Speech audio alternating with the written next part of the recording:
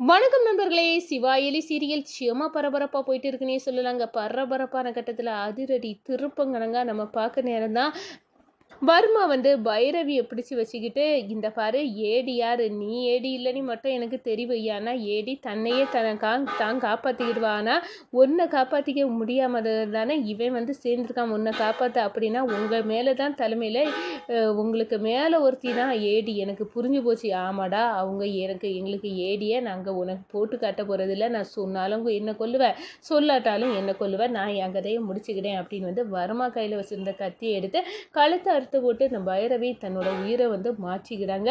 இந்த சைடு பார்த்தோன்னா நம்ம வர்மாவுக்கு என்னடா இது கூத்தா இருக்குது, யார்கிட்ட சொன்னாலும் ஏடியை போட்டு காட்ட யாருன்னு சொல்லி காட்ட மாட்டாங்க. தான் உயிரை கொடுத்துறாங்க ஏடிக்கு பதிலாக. அவ்வளோ பெரிய ஒருத்தி ஏடியா, அவள் யார்? இப்போ இந்த சிவாயை காப்பாற்றுறதுக்காக இவனை காப்பாற்றுறதுக்கு வருவால, அவளை கையுங்களை உமா நான் பிடிக்கிறேன் அப்படின்னு அந்த இடத்துல இருக்கிறாங்க. ஒரு கட்டத்தில் பார்த்தோன்னா இதுக்கு மேலே ஒவ்வொருத்தருக்கு உயிரை போக வைக்கிறதுல எனக்கு உடன்பாடு இல்லை. என் உயிரை வேணாலும் போகட்டும், அதுக்காக ஒட்டுமொத்த நம்ம குரூப்பும் ஒவ்வொருத்தரையாக என்னை கேட்டு இந்த வர்மா பிடிச்சி அழிக்குது. இந்த விஜயகுமாருக்கு சாருக்கு மைண்டை எவ்வளோ அப்செட்டாக ஆக்கும். அது விட மாட்டேன், நானே இந்த தொடர் களத்தில் இறங்கிறேன் அப்படின்னு நம்ம அயலி வர்மாவுக்கு வர நேர வர்மா நெத்தி பொட்டிலே கன்னை வச்சு டஃப் கொடுக்கும் வித மட்டும் வந்துடுறாங்க அப்படின்னே சொல்லலாங்க. அதை பற்றி தாங்க இந்த வீடியோக்குள்ளே பார்க்க போகிறோம்.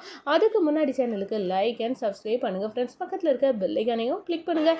அப்போ தான் நான் போடுற ஒவ்வொரு வீடியோவும் நோட்டிஃபிகேஷனாக உங்களுக்கு கிடைக்கும். வாங்க ஃப்ரெண்ட்ஸ் வீடியோக்குள்ளே போகலாம். ஃபஸ்ட்டு எடுத்த உடனே பார்த்தோம்னா செம அதிரடியான பரபரப்பு கட்டம் அப்படின்னே சொல்லலாங்க. பரபரப்பான கட்டத்தில் நம்ம பார்த்துட்டு இருக்க நேரம் தான் நம்ம பைரவியை வர்மா கடத்திட்டாங்க. ஒரு கட்டத்தில் யார் ஏடி சொல்லுடி நீ டார்ச்சரை கொடுக்க ஆரம்பிச்சிட்டாங்க. நீ கேட்ட உடனே வர்மா நான் உண்மையை சொல்லிட முடியுமா அப்படின்னு சொல்லு நேரம். ஓ, சொல்ல முடியாது இல்லை, உன் கதையை முடிக்க நான் தயாராகிட்டேன். நீ என்னடா என் கதையை முடிக்கிறது, என்னைக்குனாலும் நான் உன் கீழே இல்லை அப்படின்னு தன்னோட கழுத்தை அறுத்துக்கிட்டு பைரவி உயிரை மாட்டிறாங்க. நம்ம சிவா உயிரில் அயலிக்கு தகவலை கொடுத்துறாங்க. அயலி, நான் வாரேன், சிவாயை காப்பாற்றணும், எனக்கு சிவாவை அவ்வளோ பிடிக்கும், நான் அவனை இழக்க விரும்பலை அப்படின்னு அந்த இடத்துல எனக்காக பாவம் பைரவி ரேஷ்மா ஒவ்வொருத்தரும் உயிரை விட்டுருக்காங்க. இந்த சிவாயை இப்போ நான் காப்பாற்றியே ஆகணும். ஏன்னா இவங்க லிஸ்ட்டில் எனக்காக உயிரை விட்டவங்க மத்தியில் நான் இவங்களுக்கெல்லாம் இவங்க சாவுக்கு பதிலடி கொடுக்கணும்னா அந்த வர்மாக்கு கதையும் முடிக்கணும். நான் இப்போ இங்கே இருக்கக்கூடாது அப்படின்னு அங்கேருந்து கிளம்புறாங்க. ஏன்னா செல்வநாயகிக்கும் உதயபெருமாளுக்கும் 30th anniversary wedding anniversary celebrate பண்ணிட்டு இருக்கக்கூடிய தருணத்தில் தான் நம்ம அயலி அங்கேருந்து கிளம்புறாங்க. அதுவும் இல்லாமல் உதயகுமார் உதயபெருமாள் சொல்கிறாங்க, இந்த பாரு அயலி, இன்னைக்கு சிவாயை என்னோட பையன்தான் அப்படின்னு அவனுக்குள்ள உரிமையை நான் வாங்கி கொடுக்கக்கூடிய நாள். இவ்வளோ நாள் அவன் கஷ்டப்பட்டது போதும், அப்பா யாருன்னு சொல்ல முடியாமல் அவன் தலை குனிஞ்சது போதும். ஆனால் இனி அவனுக்கு அந்த தலை குனிவு வராது. எல்லாத்தையும் நான் ஏற்றுக்கிட்டேன். நான் தான் அவனோட அப்பா, எனக்கும் சங்கரிக்கும் பிறந்த பையன்தான் சிவா அப்படின்னு உள்ள அவனுக்கு ஒரு அடையாளத்தை நான் இன்னைக்கு வாங்கி கொடுக்காம விட மாட்டேன் அப்படின்னு கங்கணம் கட்டிட்டு இருக்காங்க. அதே நேரம் இந்திராணியை உருட்டி தள்ளி ஒரு வழியாக சங்கடப்படுத்தணும், அவங்கள கஷ்டப்படுத்தணும் அப்படின்னு உள்ள இதில் நம்ம ஜமுனா செல்வநாயகி இவங்க எல்லாம் களை கட்டிக்கிட்டு இருக்காங்க. எப்படியாவது செல்வநாயகி தான் மட்டும்தான் உதய பெருமாளோட மனைவி, சங்கரியோ அவ பையன் சிவாயோ இதில் கிடையாது அப்படின்னு நிரூபிக்கக்கூடிய நாளாக இந்த நாள் அமையணும் அப்படின்னு வெயிட் பண்ணிட்டு இருக்காங்க. இங்கே இந்த சைடு நம்ம சிவா உயிருக்கு போராடிட்டு இருக்காங்க. இப்படி உள்ள தருணத்தில் தான் நம்ம அயலி அங்கேருந்து சிவாயை காப்பாற்ற போகிறாங்க. ஒரு கட்டத்தில் பார்த்தோன்னா வர்மாக்கு பிடியில் இருக்க சிவாயை சுற்றி ரவுடிகள் இருக்காங்க. அந்த ரவுடிகளை அவ்வளோத்தையும் துப்பாக்கியை வச்சு ஷூட் பண்ணுறாங்க. நிச்சயமாக அயலி வந்துட்டா, அதனால தான் என் பக்கத்தில் இருக்க ஒவ்வொரு எண்ணிக்கையில் நபர்கள் குறைஞ்சிட்டே இருக்காங்க. இனி அடுத்த கட்டம் அயலிக்க பார்வை என்ன தான் அப்படின்னு இருக்க நேரம் நம்ம அயலிக்கு சாக்கு. அப்போ நம்ம ஷூட் பண்ண ஆளும் இதே மாதிரி தான் இருந்து, அப்போ வர்மாவுக்கு க்ளோ தான், அவன் உருவாக்குன க்ளோ தான் அது. ஒரிஜினல் வர்மா இவன் தான். இவனுக்கு கதையை முடிக்க தான் எங்கள் அம்மா அம்மாவும் வந்து துடிச்சாங்க, நானும் துடிக்கேன்.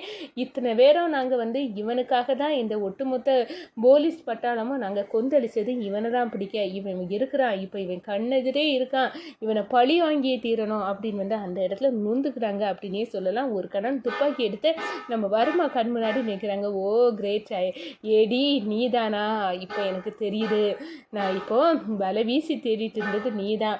20 வருஷத்துக்கு முன்னாடி ஒருத்தி என்னை கண்ணுக்குள்ளே விரலை விட்டு ஆட்டினாலோ அதே கஷ்டத்தை நான் அனுபவிக்கிறேன். அந்த அர்ச்சனாவுக்கு அடுத்தது ஒன்று தாண்டே, நான் அர்ச்சனா பொண்ணு தாண்டா, இப்போ என்ன பண்ண போறடா அப்படின்னு வந்து கோபத்தில் கொந்தளிக்கிறாங்க.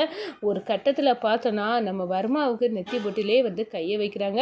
நம்ம வர்மா வந்து அப்படியே வந்து என்ன கவுண்டம் ஸ்டார்ட் பண்ணுறியா, இப்போ என்ன சுடுறியா, சுடு சுடு சுடு, நான் அதுக்கு தான் வந்து காவல் இருக்கேன் அப்படின்னு வந்து அந்த இடத்துல சொல்லு நேரம். ஆமாடா சுட்டு உன் கதையை முடிக்கதாண்டா போகிறேன் அப்படின்னு வந்து அந்த இடத்துல வந்து பேசுகிறாங்க. ஒரு கட்டத்தில் பார்த்தோன்னா நம்ம வருமா அயலி வந்து கண்ணை மூடி கண்ணு வைக்க நேரத்தில் கண்ணை மூடி திறக்கிறதுக்குள்ளே அங்கேருந்து எஸ்கேப் ஆகிறாங்க. இது எப்படி சாத்தியம் அப்படின்னு வந்து வர்மா பெரிய ஆள் தான் அப்படின்னு வந்து அந்த இடத்துல வந்து இவனை பிடிக்கிறது வந்து ஒரு கண்கட்டி வித்த கணக்காக இப்போ நம்ம கண்ணில் மண்ணை தூவிட்டு ஆனால் எஸ்கேப் ஆகியிருக்கான். இந்த வர்மாவை விடக்கூடாது. இப்போ நம்ம கண்ணில் மண்ணை தூவினானா இவன் பயங்கரமான ஆள் தான். ஏன்னா இவன் வந்து இப்போ பயந்து அடித்து ஓடுனதுக்கானங்க நம்ம கிட்டேருந்து ஓட ஆரம்பிச்சிட்டான். ஆனால் இவனை பிடிக்கிற ஒரு பெரிய டார்கெட்டு தான். ஆனால் அவனுக்கு கிட்ட நெருங்கிட்டோம், அவன் கதையை முடிக்கக்கூடிய காலம் நெருங்கிடுச்சு. இது அவனுக்கே தெரியும். ஏன்னா அவன் கோட்டைக்குள்ளே வந்து அவனையே நான் வந்து துப்பாக்கியை வச்சு சுட போகிறேன்ல அப்படின்னு வந்து அந்த இடத்துல வந்து அயலி வந்து நினைக்கிறாங்க. வர்மா உனக்கு வந்து காலம் வந்து நெருங்கிச்சு, இனி வந்து தப்பிக்க முடியாது, உன்னை நேருக்கு நேர் சந்திச்சிட்டேன் அப்படின்னு வந்து அந்த இடத்துல வந்து அயலி வந்து ஃபீல் பண்ணுறாங்க. இங்கே வந்து குற்றியரும் கொலையருமா இருக்க நம்ம சிவாயை வந்து மீட்கிறாங்க. அப்படின்னே சிவா வந்து மீட்கிறாங்க. சிவா, நான் வந்து உன்கிட்ட ஒரு விஷயத்த சொல்லணும். என்ன சொல்கிற? இப்போ உங்கள் அப்பா உதய பெருமாள் வந்து இன்னைக்கு அவங்களுக்கு நடக்க 13th வெட்டிங் ஆனிவர்சரி செலிப்ரேஷனில் அவங்க வாரிசு நீ தான் அப்படின்னு வந்து அறிவிக்க போகிறாங்க அப்படின்னு சொன்னேன். என்ன சொல்கிற? இது உண்மையாட்டா? உண்மையாக தான் நான் சொல்கிறேன், உண்மையாக தான். இது வந்து உங்கள் அப்பாவே என்கிட்ட வந்து சொன்னது அப்படின்னு சொன்னேன். எனக்கு ரொம்ப சந்தோஷமாக இருக்குது. ஆனால் இந்த வர்மாவை இன்றைக்கி நம்ம வந்து பிடிக்க முடியாதது எனக்கு ரொம்பவே வருத்தமாக இருக்குது. அதுவும் நம்மளுக்கு வந்து நம்மளோட வந்து ஃப்ரெண்டாக இருந்த ரேஷ்மாவும் இழந்துட்டோம், இப்போ பைரவியும் இழந்துட்டோம். இதை வந்து விஜயகுமார் சார்ட்ட சொன்னால் அவங்க கண்டிப்பாக இந்த வேலையே வேண்டான்னு தூக்கி எறியறதுக்கு தான் வாய்ப்பு இருக்குது அப்படின்னு வந்து அந்த இடத்துல வந்து சொல்கிறாங்க. ஒரு கட்டத்தில் பார்த்தோன்னா கண்டிப்பாக இந்த உண்மையை பைரவி வந்து இறந்ததை நம்ம உண்மையை வந்து உதய பெருமாள் விஜயகுமார் சார்ட்ட இருந்து நம்ம இதை மறைச்சிடணும். ஏன்னா அவங்க தெரிஞ்சால் அவங்க ரொம்ப வருத்தப்படுவாங்க. ஏற்கனவே ரேஷ்மாவை எழுந்து துடியாக துடித்தாங்க. இப்போ நம்ம கேங்கிலேருந்து என்ன ஒருத்தவங்களும் இல்லை அப்படின்னு வந்து தெரிஞ்சால் அவங்களுக்கு இந்த வேலை அதை விட பெருசாக ஒவ்வொரு உயிரையும் நம்ம எழுந்துட்டு இருக்கோம்ல அப்படின்னு வந்து ரொம்பவே வருத்தப்படுவாங்க. இந்த உண்மை நம்மளோடையே இருக்கட்டும் அப்படின்னு வந்து அந்த இடத்த மறைக்கிறாங்க அப்படின்னே சொல்லலாம். இந்த சைடு நம்ம பார்க்க நேரத்தில் பார்த்தோன்னா இங்கே வந்து பார்த்தா நம்ம உதய பெருமாள் இந்த உண்மையை செல்வநாயகி கபிலன் எப்படி ஏற்றுக்கிட்டாங்கன்னு தெரியல.